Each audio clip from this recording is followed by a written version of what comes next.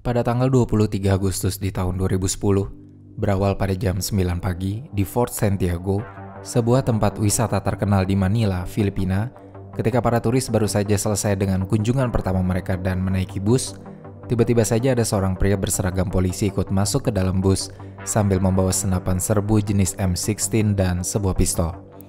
Pria itu berbicara dengan nada yang tenang, meminta tumpangan gratis kepada supir bus wisata, yaitu Alberto Lubeng.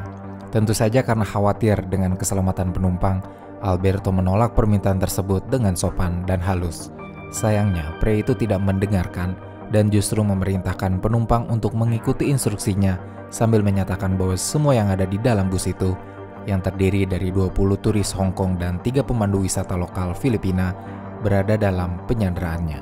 Namun, anehnya, di saat yang sama juga pria yang kemudian diketahui bernama Rolando Mendoza ini menenangkan para penumpang dengan berkata bahwa dia akan mengakhirinya dengan damai karena masalahnya bukan pada mereka yang ada di dalam bus, tapi pada pemerintah Filipina.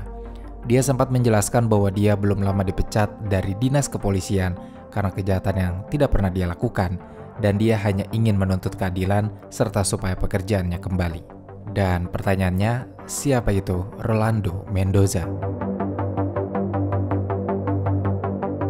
Rolando Mendoza, pria berusia 55 tahun ketika tragedi ini terjadi.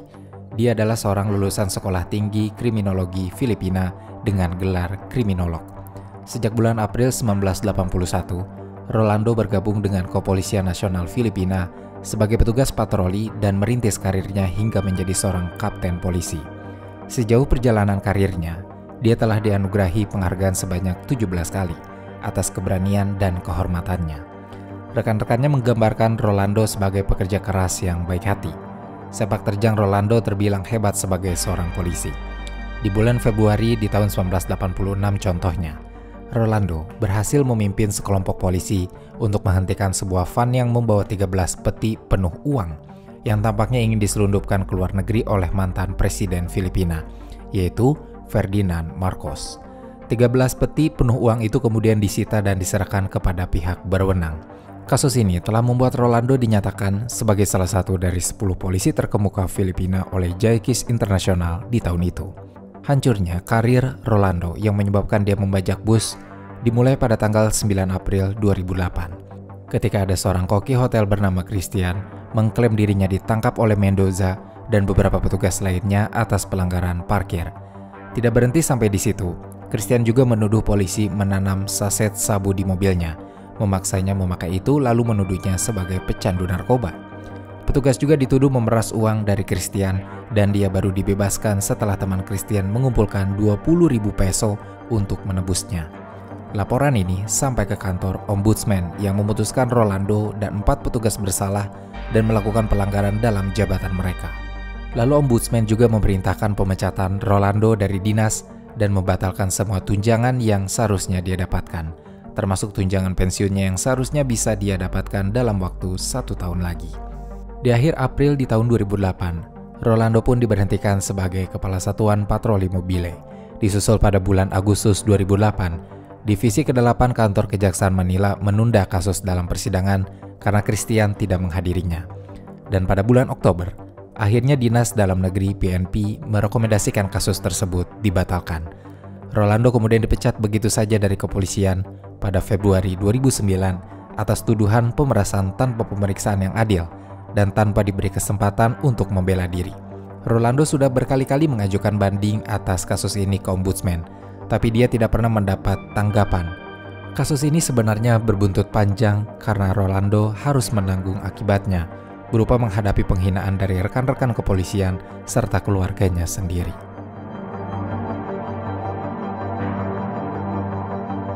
Sekarang, kita kembali ke situasi di dalam bus setelah Rolando mengumumkan penyanderaan. Dia kemudian menginstruksikan seluruh penumpang untuk menutup semua tirai yang ada di bus dan menyuruh Alberto untuk mengemudi menuju ke Rizal Park, sebuah situs bersejarah terkenal di Filipina. Sekitar jam 10 pagi bus tiba dan parkir di depan Quirino Grandstand, sebuah tribun yang terletak di kawasan Rizal Park. Rolando kemudian memborgol supir, memastikan agar Alberto tidak akan melarikan diri. Di saat yang sama, ketua pemandu tur yaitu Diana Chan diam-diam mengirimkan pesan teks ke kantornya untuk memberitahu tentang pembajakan dan penyanderaan tersebut. Ketika akhirnya kabar soal pembajakan tersiar, kepolisian mulai terjun ke lapangan untuk menangani situasi yang tidak biasa terjadi di Manila. Peristiwa ini juga segera menarik perhatian media secara besar-besaran dan menjadi sorotan di seluruh dunia. Kepolisian sendiri bingung menghadapi situasinya, apalagi pelaku adalah mantan anggota polisi yang juga sangat terlatih. Butuh orang yang tepat untuk bernegosiasi dan membujuk Rolando untuk menyudahi penyanderaannya. Jadi kepolisian menugaskan Kolonel Orlando Yebra dan Mayor Romeo Salvador, rekan-rekan dekat Rolando di kepolisian, untuk bernegosiasi langsung dengannya. Sebelum mendekat ke bus, keduanya sempat menghubungi Rolando lewat telepon untuk meminta izin melakukan kontak jarak dekat supaya bisa berbicara secara pribadi dan melakukan negosiasi. Rolando tentu saja menerimanya dengan senang. Memang tujuannya hanyalah supaya permohonannya didengar dan dia sendiri tidak mengharapkan situasi pembajakan itu terjadi. Jadi Rolando kemudian menulis di kertas tentang permintaannya untuk dipekerjakan kembali di kepolisian dan tuduhan tentangnya yang tidak pernah terbukti dibersihkan dari catatan kasus. Jika itu dipenuhi, maka dia akan memborgol dirinya sendiri, turun dari bus dan menyerahkan diri. Ini adalah permintaan yang sederhana sebenarnya. Rolando hanya ingin didengarkan dan diberi keadilan. Kertas bertuliskan permintaannya itu kemudian ditempelkan di kaca depan bus dan Mayor Romeo Salvador menyalin permintaan itu untuk ditunjukkan kepada atasannya. Tidak lama kemudian polisi menggelar pernyataan pers pertama kali, hanya untuk mengatakan bahwa proses negosiasi masih berlangsung, tapi tidak seorang pun yang menyebutkan apa yang diinginkan Rolando dalam negosiasi itu. Di waktu-waktu tersebut, wakil wali kota Manila yaitu Isko Moreno sedang dalam perjalanan ke kantor ombudsman untuk mengabulkan permintaan Rolando Mendoza. Di sisi lain, Nyonya Lee, turis Hong Kong berusia lanjut yang berada dalam penyanderaan, mengalami sakit perut dan harus ke toilet. Jadi Nyonya Lee meminta izin kepada Rolando untuk pergi ke toilet sebentar. Jawaban Rolando kemudian terdengar cukup mengejutkan. Dia mengizinkannya dan hanya bilang bahwa Nyonya Lee harus kembali ke bus. Setelah dari toilet, sebenarnya Nyonya Lee berniat kembali ke bus, tapi polisi melarangnya. Jadi dia tidak pernah kembali ke bus dan Nyonya Lee sebenarnya mengkhawatirkan situasi akan memburuk setelahnya. Lalu, di jam 11 siang, setelah Rolando memantau semua berita di televisi yang ada dalam bus dan mengetahui situasi di luar dari liputan yang ada, Rolando sedikit merasa kesal karena citranya digambarkan sangat buruk dan jahat dalam berita. Rolando akhirnya membuat negosiasi lain. Dia meminta media dikirimkan untuk menemuinya dan mewawancarinya secara langsung karena dia ingin memberi pernyataan pers tentang apa yang sebenarnya terjadi dari sudut pandang Rolando dan apa tuntutannya kepada pemerintah Filipina. Sebagai imbalan jika permintaannya bertemu media dipenuhi, maka dia akan membebaskan 4 sandera dari dalam bus. Tim negosiator pun menerimanya. Rolando akhirnya membiarkan 4 sandera yang terdiri dari seorang ibu dan 3 anak-anak untuk keluar dari bus. Kejadian ini nampaknya memberi harapan bahwa semua akan berjalan baik-baik saja hingga akhir. Namun sayangnya polisi ingkar janji. Petugas beralasan bahwa mereka merasa tidak aman mengirimkan reporter untuk masuk ke bus. Polisi tidak mengirimkan apa yang menjadi permintaan Rolando. Kemudian di jam 12 siang, saat matahari benar-benar berada di atas kepala dan terasa memanggang, cuaca panas membuat Rolando makin tidak sabaran karena pers tidak kunjung dikirimkan. Dia sudah cukup marah tapi masih menahan ledakan emosinya. Sekitar jam 1:30 siang hari, Rolando yang tuntutannya tidak dipenuhi akhirnya memasang 2 tulisan lain di jendela depan bus yang bertuliskan Media Now dan 3 PM Today Deadlock, yang maksudnya adalah Rolando ingin dikirimkan media secepatnya dan akan membatasi waktunya hingga jam 3 sore. Jika permintaannya tidak kunjung dipenuhi sampai batas waktu yang ditentukan, maka seseorang akan ditembak mati olehnya. Ancaman ini nampaknya tidak main-main, sebab setelah tulisan itu dipasang, terlihat bahwa Rolando memborgol seorang pemandu wisata lokal di pintu bus yang akan menjadi calon korban eksekusinya. Ketegangan pun meningkat. Petugas mulai bersiaga saat hal itu terjadi. Di sisi lain, Quirino Greenstein, tim SWAT polisi Manila, sedang berlatih untuk menyelamatkan para sandera yang ditahan di dalam bus. Di saat yang sama, Tuan Lee yang menderita diabetes dan usianya sudah cukup lanjut, mulai mengeluhkan kondisi kesehatannya yang memburuk. Tuan Lee butuh pertolongan medis. Rolando melakukan negosiasi lagi pada momen ini. Dia berkata pada Mayor Romeo Salvador kalau dia akan mengizinkan Tuan Lee keluar supaya bisa mendapatkan pertolongan medis jika diberi sekitar 20 liter bensin supaya mesin bus tetap hidup dan AC terus menyala. Sebab Rolando masih memikirkan kenyamanan para sandera yang ditahannya di dalam bus. Lalu di jam 2 siang, sebelum Tuan Lee benar-benar dibebaskan, Rolando sempat menahannya sebentar sambil berkata bahwa dia ingin berkasnya di ombudsman segera diurus dan dipastikan bahwa dia akan kembali berdinas di kepolisian. Saat itu wali kota Isco Moreno sudah berada di kantor ombudsman untuk mendiskusikan permintaan Rolando. Bahkan setelahnya Isco sempat menelpon Rolando dan memberitahukan bahwa permintaannya telah mengalami kemajuan. Baru setelah menerima telepon itu, Rolando membiarkan Tuan Lee keluar. Dia diantar ke shelter, di mana kemudian putri Rolando datang menghampiri Tuan Lee untuk meminta maaf berulang kali atas perbuatan ayahnya. Tuan Lee tidak bisa berlama-lama. Dia segera dibawa ke unit medis untuk menjalani perawatan. Anehnya, tidak ada seorang pun yang menanyakan padanya tentang situasi di dalam bus, bahkan petugas kepolisian sekalipun. Lalu di jam 3:10 sore hari, lewat dari waktu yang ditentukan oleh Rolando, tiba-tiba sesuatu yang tidak terduga menjadi perhatian publik. Gregorio Mendoza, yaitu adik laki-laki dari Rolando, yang juga berstatus sebagai anggota kepolisian, datang menggunakan kaos putih serta celana pendek dan dia terlihat berjalan santai menghampiri bus. Mayor Romeo Salvador segera menghampiri Gregorio setelah melihat ada pistol di balik tubuhnya. Saat dihampiri, Gregorio bilang bahwa dia hanya ingin membantu kepolisian untuk membujuk saudaranya keluar dari bus. Tapi Mayor Romeo Salvador tetap curiga bahwa mereka bersekongkol. Jadi dia dengan cepat mengambil pistol Gregorio. Ketegangan terasa di momen itu, tapi cepat juga mereda setelah Gregorio bersikap kooperatif pada petugas. Kepolisian kemudian meminta Gregorio membantu membujuk saudaranya untuk memperpanjang batas waktu untuk mengirim media. Gregorio kemudian menelpon Rolando dan mengatakan bahwa dia akan membantu bernegosiasi dengan kepolisian supaya memenuhi tuntutan yang Rolando berikan. Untungnya, bujukan ini berhasil disetujui. Pada jam 5 sore, pemimpin Hong Kong yaitu Donald Tsang berupaya untuk menghubungi Presiden Aquino di Filipina. Tetapi di saat genting tersebut, Presiden justru tidak dapat dihubungi. Di saat yang hampir bersamaan, unit taktis Special Action Force atau SEF, satuan elit PNP yang dilatih langsung oleh FBI Amerika, dikerahkan ke lokasi atas perintah langsung dari Presiden Aquino. Mereka langsung menentukan posisi dan mempelajari medan yang akan mereka hadapi. Penembak jitu dari tim mereka juga ditempatkan hampir di seluruh penjuru Quirino Grandstand. Saat itu hujan lebat mulai turun dan angin sangat kencang, membuat situasi jadi semakin terasa menegangkan. Di jam 6 sore, media akhirnya terhubung dengan Rolando. Stasiun radio RMN yang diwakili oleh reporter bernama Michael Rogas menghubungi lewat telepon dan melakukan wawancara eksklusif yang disiarkan secara langsung. Michael bertanya, apa yang akan Rolando lakukan jika ombudsman tidak menyetujui permintaannya.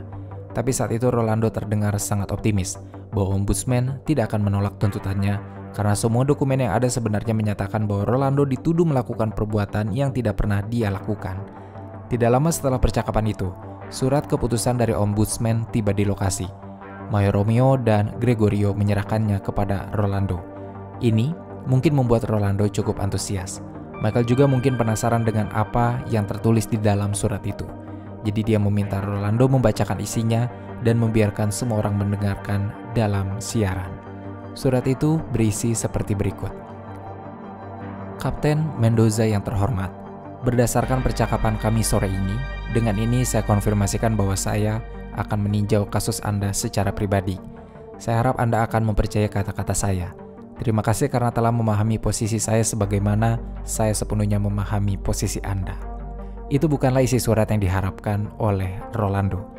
Surat itu hanya menawarkan perpanjangan waktu untuk meninjau kembali kasusnya. Alih-alih memberi pernyataan bahwa permintaannya dipenuhi dan semua orang tahu bahwa perpanjangan waktu itu akan memakan waktu hingga 10 hari, jelas saja Rolando kesal.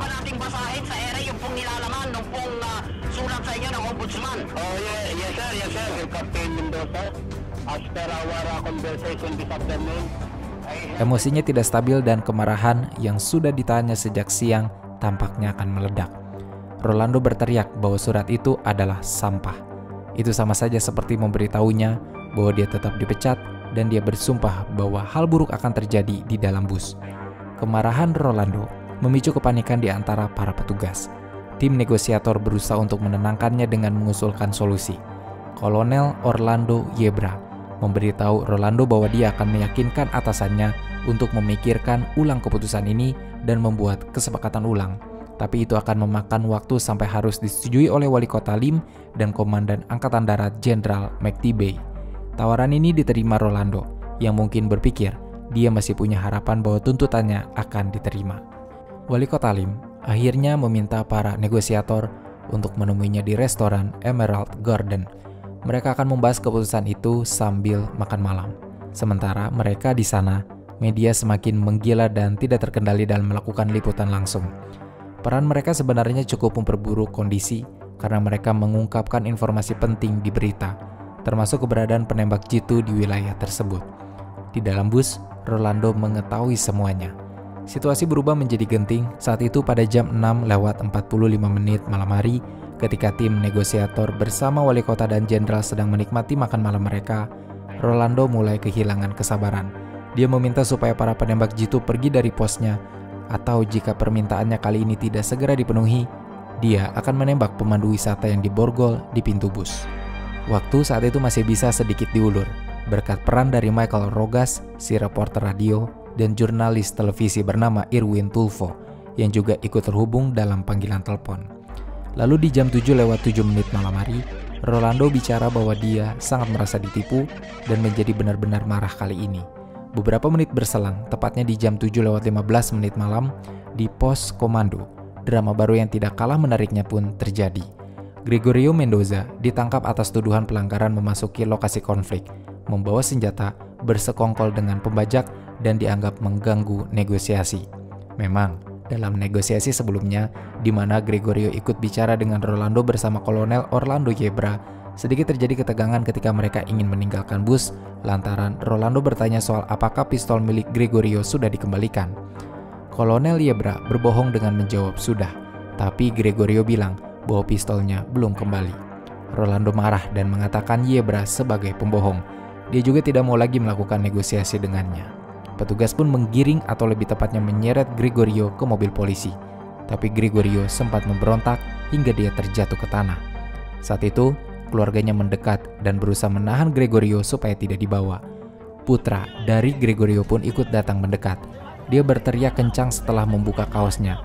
Dia bilang bahwa dia sudah mendaftar ke kepolisian, tapi setelah melihat apa yang terjadi pada keluarganya hari itu, dia berkata bahwa dia menyesal mendaftar dan tidak ingin masuk ke institusi polisi lagi. Media meliput semuanya dan Rolando menyaksikan semua itu dengan emosi yang meledak-ledak. Dia tidak terima adiknya disiksa dan dipukuli. Dia berkata pada Michael dan Irwin yang masih terhubung dengannya di telepon, "Aku melihat adikku. Mengapa mereka menangkap saudaraku? Akulah yang salah. Adikku tidak bersalah. Dia tidak bersalah. Suruh mereka melepaskannya. Mereka memperlakukan adikku seperti babi. Dia tidak ada hubungannya dengan ini. Jika mereka tidak berhenti, aku akan membunuh mereka."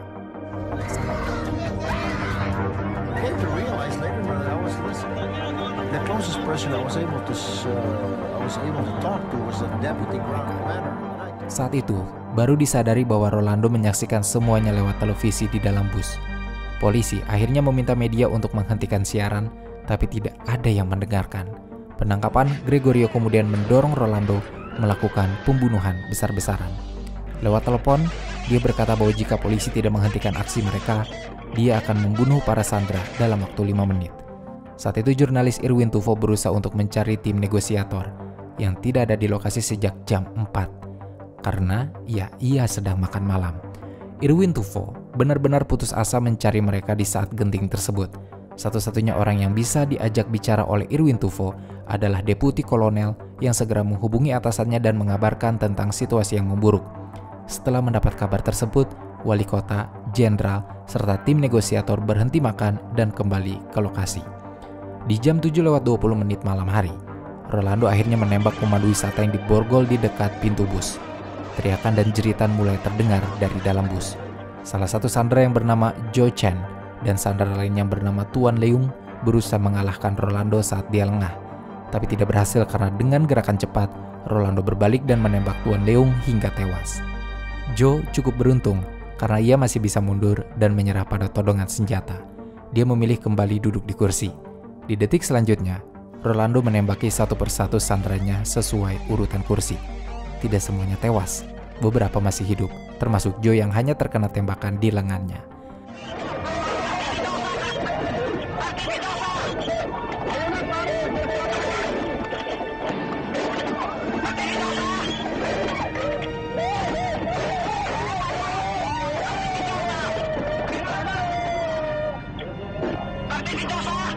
Sinasabi ko kanina po eh. Live flag!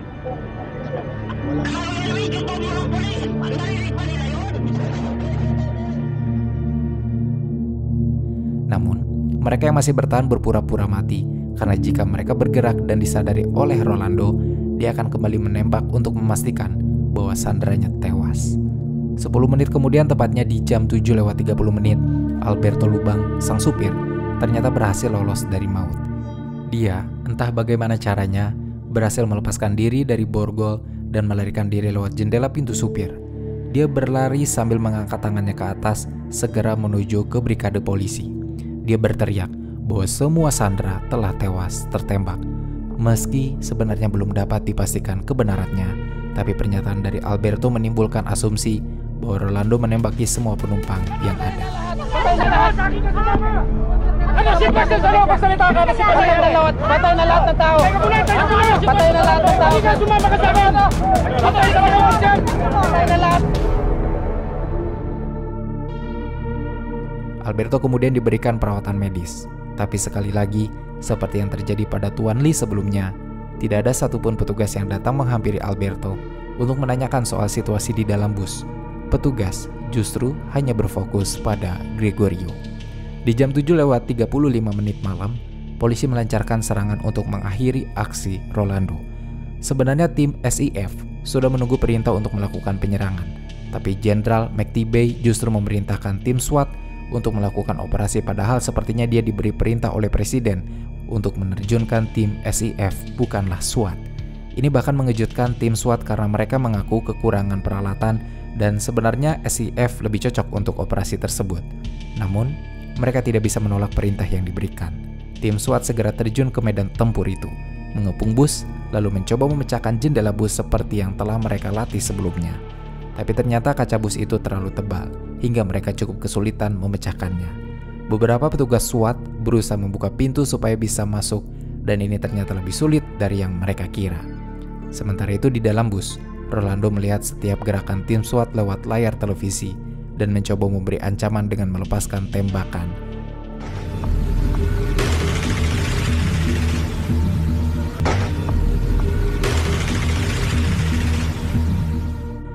Tim SWAT tetap berusaha membuka pintu depan dengan mencoba menariknya menggunakan mobil, tapi talinya terputus dan ini menambah lama operasi penangkapan Rolando. Setelah beberapa usaha tanpa hasil yang memakan waktu 5 hingga 10 menit dan tekanan situasi yang luar biasa, media memberikan mereka saran untuk menggunakan pintu darurat bus di bagian belakang untuk masuk. Tim SWAT pun melakukannya dan ini lebih mudah dilakukan. Beberapa anggota bersiap masuk, tapi saat salah satu dari mereka berhasil masuk ke dalam bus, Rolando melepaskan tembakan. Untungnya tidak ada yang terluka. Sebagian besar peluru meleset dan hanya satu peluru mengenai helmnya. Benda itu menyelamatkannya. Upaya SWAT yang dianggap terlalu lambat dan terbilang gagal akhirnya membuat Jenderal McTibay diminta mundur dalam komando dan kini pasukan dikomandoi langsung oleh Presiden yang memerintahkan SIF mengambil alih situasi untuk mengeksekusi Rolando. SIF punya taktik yang lebih matang. Mereka berencana memaksa Rolando mundur ke bagian depan bus yang agak terbuka dan membiarkan penembak jitu mengeksekusinya. Mereka melemparkan gas air mata ke bagian belakang bus lewat kaca yang sudah pecah. Taktik ini berhasil membuat Rolando terpaksa mundur hingga ke bagian depan secara perlahan. Pergerakannya diperhatikan oleh seluruh penembak jitu yang ditempatkan di berbagai posnya. Ketika dia sampai di bagian depan bus, satu tembakan dari penembak jitu tepat mengenai kepalanya dan membuat Rolando tewas seketika. Tubuhnya ambruk, sebagian keluar dari pintu bus yang pecah, memberikan tontonan yang agak mengerikan dan tragis kepada media. Ketegangan pun tampaknya berakhir.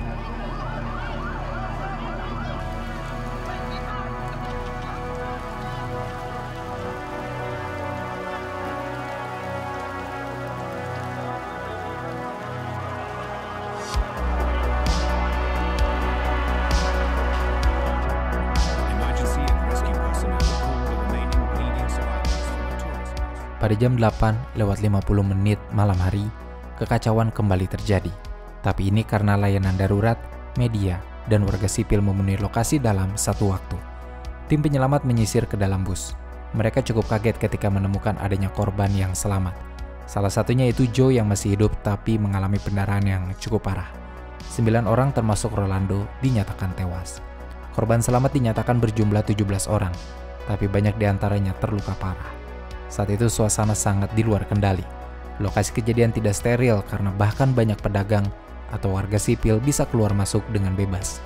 Bahkan media pun ada yang masuk ke dalam bus untuk meliput. Butuh waktu 10 hingga 15 menit untuk polisi mensterilkan area dari kekacauan. Ketika para korban sudah dibawa ke rumah sakit, konsulat dari kedutaan China segera menemui para korban di rumah sakit di mana para korban dibawa.